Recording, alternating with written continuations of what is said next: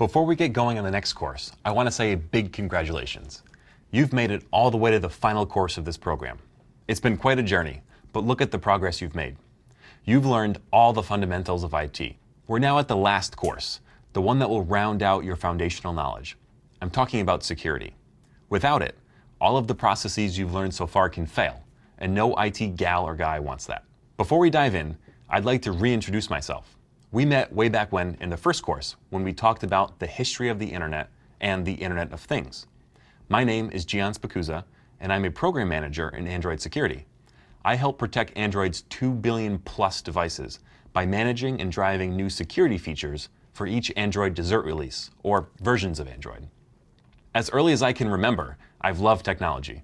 I've worked in IT since I was 16 years old, and I'd fill my time reading books about new tech and building servers from old computer parts down in my parents' basement. I was never a very good test taker, and my grades definitely reflected that. But I didn't let it stop me from pursuing my career. I worked as the one-person IT crew for 3 nonprofits while I was getting my education. It was really stressful being responsible for everything, from configuring and administrating databases to showing new employees how to access email and internal tools. Now, looking back, this experience was invaluable. And of course, security was an essential part of my IT work. Now, I work directly with hardware manufacturers, app developers, and engineering teams within Google to create the most secure experiences for our users.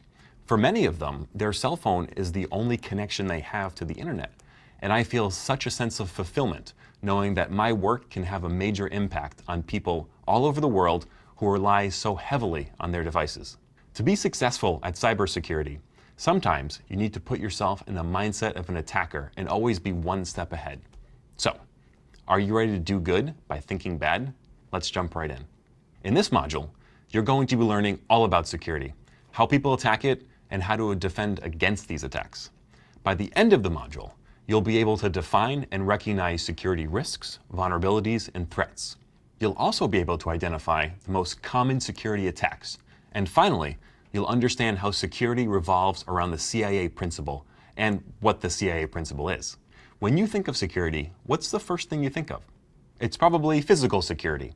Stuff like making sure your belongings are safe from potential thieves, locking your front doors at night, and putting your valuables in a safe place.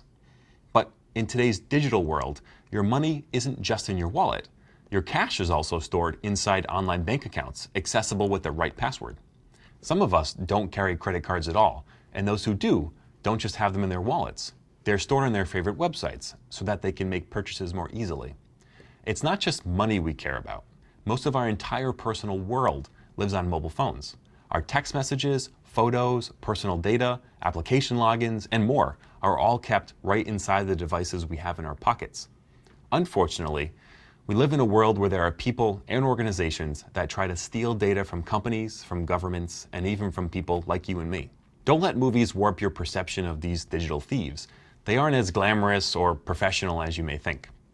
Digital thieves don't have a team of hackers in dark hoodies furiously typing into computer terminals all day, hoping to break into multi-billion-dollar companies. That's not to say that it doesn't happen, because we all know it does, but most of the time, the average internet attacker is someone who looks just like you or me, a regular person who happened to stumble upon a hole in your security system and then took advantage of it. It could have been something as simple as figuring out that you use your dog's name as your password. When the only thing securing your bank account is the word Fido, you're in trouble.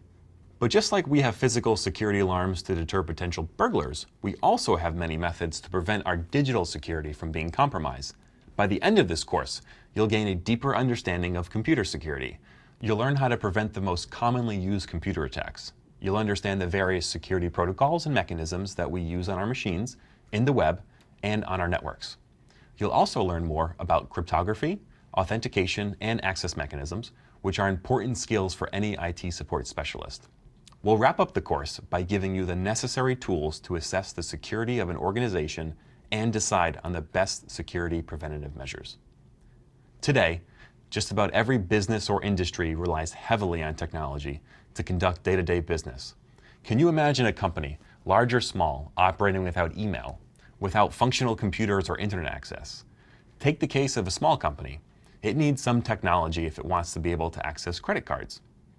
Recent attacks like the WannaCry crypto worm and large-scale attacks using the Mirai botnet highlight the scope and scale of how security affects us all. It's something we need to take seriously.